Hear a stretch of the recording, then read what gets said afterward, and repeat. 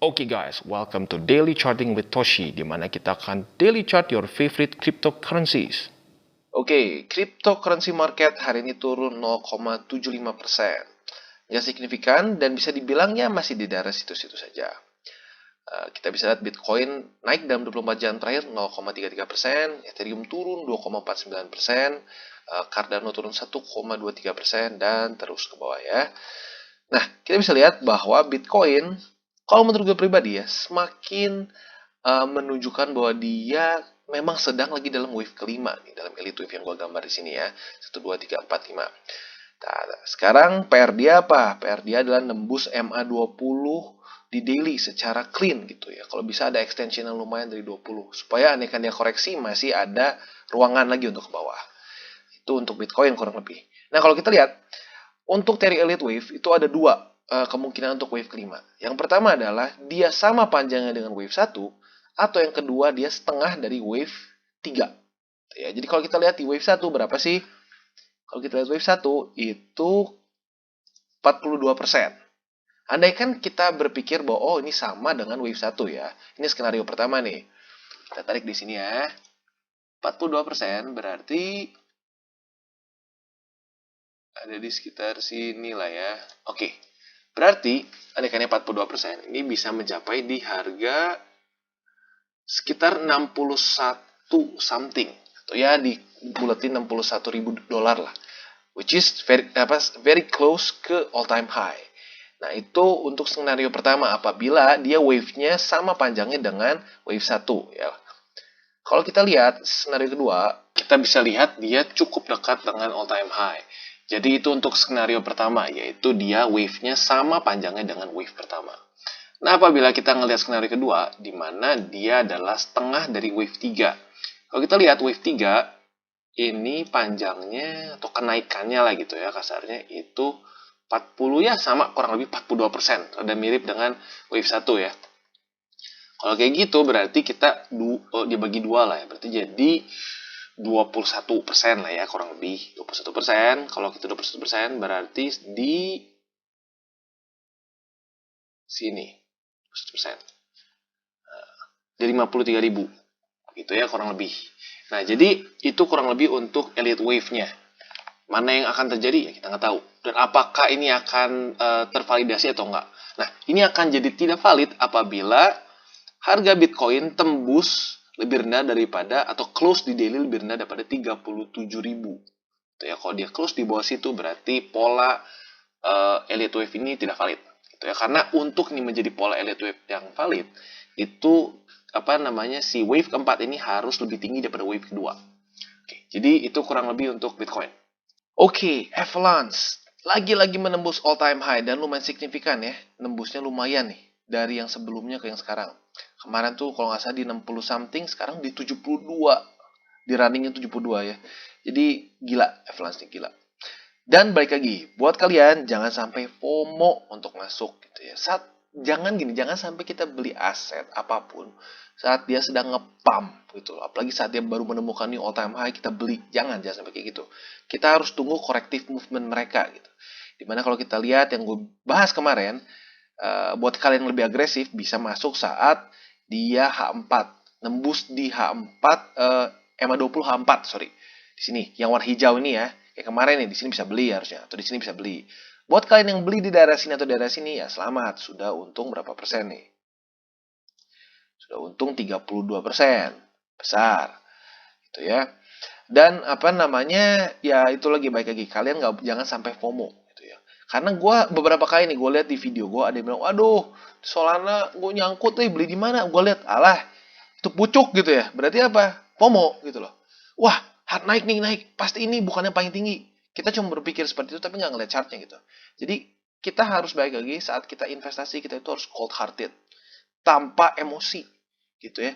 Kalau naik sebelum kita beli ya sudah, belum jodoh kita, belum rezeki kita gitu loh kesannya. Kita harus stick sama SOP kita. Stick dengan risk ratio kita. Gitu. Jangan sampai kita pakai feeling gitu saat trading. Karena kalau saat kita pakai feeling biasanya itu yang bikin kita rugi. Dan itu bisa dibilang itu tuh datang dari pengalaman gue sendiri. Saat gue udah mulai nyampurin emosi dalam trading gue, biasanya kacau.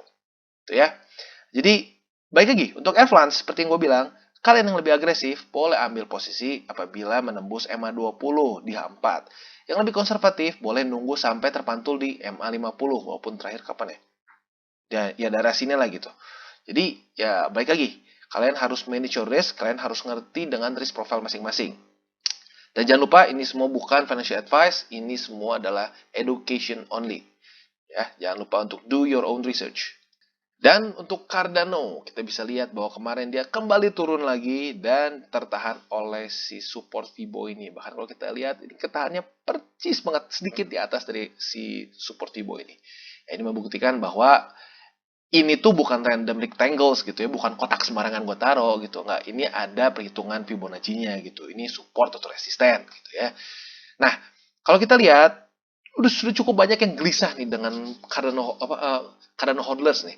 Mungkin kalau gue lihat yang pada nyangkut, yang pada gelisah nih, mungkin beli berharap bisa naik ke $5, $4 karena smart contracts gitu ya, mungkin nyangkut di daerah atas-atas ini gitu.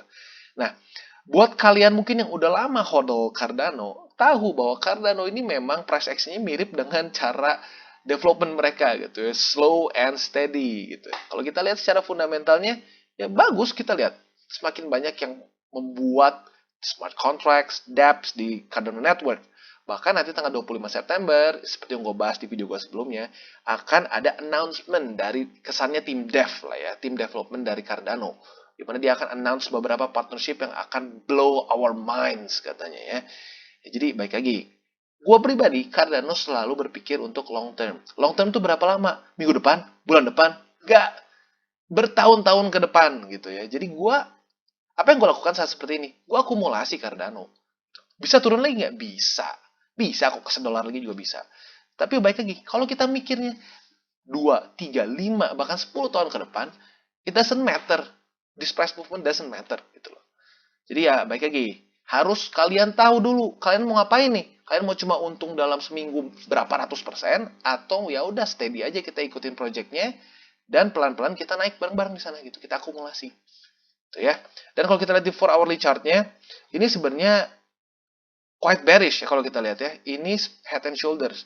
Ini shouldernya, neckline, headnya, neckline, dan shoulders lagi. Ini walaupun shouldersnya ada aneh sih bentuknya, kayak timpang gitu. Tapi still, menurut gue lumayan masuk ke dalam pola head and shoulders. In theory, bisa lanjut turun. Gitu ya. Bisa lanjut turun di 4 hourly chart.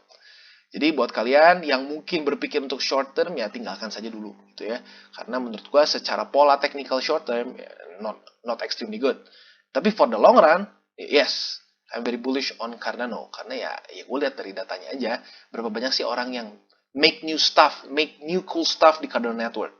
Ya, jadi kurang lebih seperti itu untuk Cardano. Solana, akhirnya Solana tembus juga harganya di bawah MA20 daily. Sebenarnya gue udah sempat bilang berapa kali ya, gue udah expect ini bakal mendekat ke 20 dari sini, tapi ternyata enggak, dia masih extension ke atas. Akhirnya baik lagi. Nah, jadi seperti yang gue bilang, mungkin saja nggak langsung, tapi pada akhirnya pasti akan balik lagi mendekati ke moving average gitu ya. Karena moving average ini seperti magnet gitu ya. Bisa saja dia menjauh dulu gitu karena ada momentum kuat. Tapi mau nggak mau pasti akan ujung-ujung mendekati lagi gitu ya, ke MA20. Nah, buat kita, gimana nih buat kita nih yang mau ambil posisi lagi di sana? Buat gue pribadi, di 4 hourly chart kita lihat dia sebenarnya sudah mulai ada ya momentum untuk balik seperti di sini, di mana dia kemarin keluar dari Bollinger nih, dua candle ini keluar dari Bollinger, sekarang dia sudah mulai masuk lagi ke Bollinger di sini. Tapi baik lagi, MA20 ini masih kuat nggak sebagai resisten. Jadi buat kalian yang mungkin kalian yang lebih agresif mungkin udah masuk daerah sini ya.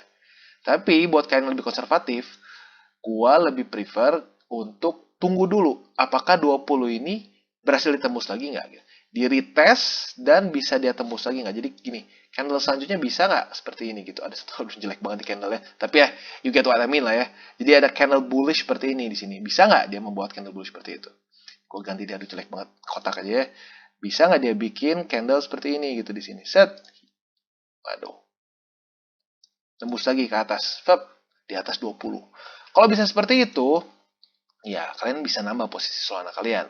Karena in theory secara teknikal berarti di garis besar di daily lagi pula juga ya. Di daily berarti support si 20 ini masih cukup kuat. Dan kalau kita lihat juga korelasinya dengan si bentuk candlenya ya, wick ke bawahnya lumayan panjang. Ya, berarti apa di sini seller menekan turun tapi kepukul balik lagi oleh buyer. Jadi in theory ya kita harus lihat daily-nya close, bisa berhasil nggak close di atas MA20. Kalau bisa ya kita bisa saja ambil posisi lagi Solana apabila dia close di atas 20. Jadi kurang lebih itu untuk Solana. Dan untuk BNB kita bisa lihat dia ternyata tembus dari MA50 daily, dia nggak cukup kuat supportnya. Dan ya kalau untuk Binance simpelnya apa ya, dia harus reclaim lagi 50 mereka di daily ya. Di 4 hourly-nya kita bisa lihat bahwa ya basically dia tertahan Bollinger turun dan 20-nya gagal untuk menjadi support. Sekarang dia harus reclaim 50 di 4 hourly chart dan 20. Dan lebih bagus lagi close daily di atas 50 MA daily ya. Itu untuk BNB. Dan untuk Ethereum, kita bisa lihat daily kemarin dia close di bawah dari 20, tapi kita bisa lihat bahwa dia tertahan dengan si ini sebenarnya resisten, cuman kita lihat dia sedikit bertingkah seperti support ya di 3362 ya, dan kita lihat dia terpantul lagi ke atas. Untuk Ethereum, PR-nya apa? Kembali lagi di atas MA20. Ya, dan kalau bisa naiknya lebih tinggi lagi daripada ini ya, supaya ada jarak untuk kalau seandainya kan terjadi konsolidasi di atas 20. Jadi skenario terbaik untuk Ethereum adalah dia konsolidasi di atas MA20 daily. Dan for hourly chart-nya kita bisa lihat sebenarnya untuk kalian yang lebih agresif bisa ambil posisi dari sini sebenarnya. Udah lewat ya kemarin, sayangnya udah lewat tadi jam 11. Jadi bisa aja sih kalian mau tambah posisi kalau nembus di 20 juga bisa. Tapi baik lagi itu masuknya ke agresif ya. Jadi untuk Ethereum kurang lebih seperti itu. Harus berhasil konsolidasi di atas MA20. Dan lebih bagus lagi kalau tembus ke atas ini juga ya. Oke, sebelum gue tutup daily charting with Toshi, gue ada sedikit pembahasan mengenai ya fundamental crypto in general gitu ya. Dimana kita tahu bahwa Commission Chairman Gary Gensler ini sekarang sedang perang nih dengan Coinbase, di mana dia akan basically sue Coinbase apabila mereka merilis lending produk mereka, yaitu USDC mereka gitu ya. Kalau nggak salah mereka mau kasih berapa ya? 4% gitu kalau nggak salah. Nah itu yang sedang dipermasalahkan oleh SEC, di mana mereka anggap produk mereka itu akan menjadi sekuritas ilegal. Karena USDC itu di-backed by bonds dan USD, basically US dollars, dan banyaknya bonds. Dan bonds ini atau obligasi atau utang negara ini dimasukkan ke dalam sekuritas. Maka dari itu celah dari SEC untuk masuk dan menganggap bahwa USDC ini adalah sekuritas ilegal. Gitu ya. Dan sebenarnya ya, seperti yang gue bilang, ini diperparah juga dengan kasus Litecoin. Gue bahas di beberapa daily charting with Toshi sebelumnya ya. Dimana ini tuh bisa juga jadi hal atau jadi celah untuk SEC mengobrak-abrik dunia cryptocurrency. Nih, kita bisa bilang, Gensler dia bilang, aset class dari cryptocurrency ini penuh dengan fraud, scams, dan abuse gitu di dalamnya gitu. Dan sebenarnya kalau mau kita jujur, memang benar banyak sekali scam cryptocurrency. Gitu. Makanya, menurut gue, untuk kita invest di dunia cryptocurrency, kita harus lebih, dalam tanda kutip, harus lebih teliti lagi, bahkan gitu dibandingkan kita invest di saham. Karena saham dalam tanda kutip sudah ada filternya dulu. Untuk lu IPO itu setengah mati gitu ya. Untuk di cryptocurrency, lu mau ICO itu sangat gampang gitu loh. Jadi makanya banyak sekali project-project, koin-koin yang literally worthless gitu loh. Lebih banyak worthlessnya dibanding yang bergunanya gitu. Makanya kita harus lebih, dalam tanda kutip, harus lebih teliti lagi gitu saat kita mau invest di dunia cryptocurrency. Nah, jadi resikonya apa nih? Andaikan banyak kasus-kasus seperti contohnya yang Litecoin kemarin gitu ya, di mana mereka tweet sesuatu ternyata salah gitu ya, itu bisa menjadi celah untuk SEC mengobrak-abrik cryptocurrency. Dan tentunya yang lebih bahayanya lagi, Gary Gensler ini ya bisa dibilang a different breed. Karena kenapa? Dia sangat mengerti sekali cryptocurrency. Di mana dia bahkan pernah membuka satu course gitu ya, yang judulnya Blockchain and Money. Jadi dia sangat mengerti cryptocurrency gitu ya. Dan dia tuh ya selain dari itu pun dia juga profesor dan dia itu adalah seorang investment banker dulu ya. Jadi dia tahu dari sisi finance-nya sendiri maupun dari segi teknologi dari cryptocurrency. Jadi ya baik lagi, kita sebagai satu industri cryptocurrency ini harus be better gitu. Jangan terlalu banyak gitu scam yang nggak jelas gitu. Jadi ya baik lagi, ini jadi satu balance yang kadang-kadang menyebalkan dan membuat harga jadi volatile gitu ya. Tapi ya itu dia salah satu kekurangannya kita invest di cryptocurrency, di mana sekarang ini masih satu industri yang masih baru, yang masih sangat muda, di mana regulasi tentunya akan masuk ke dalam.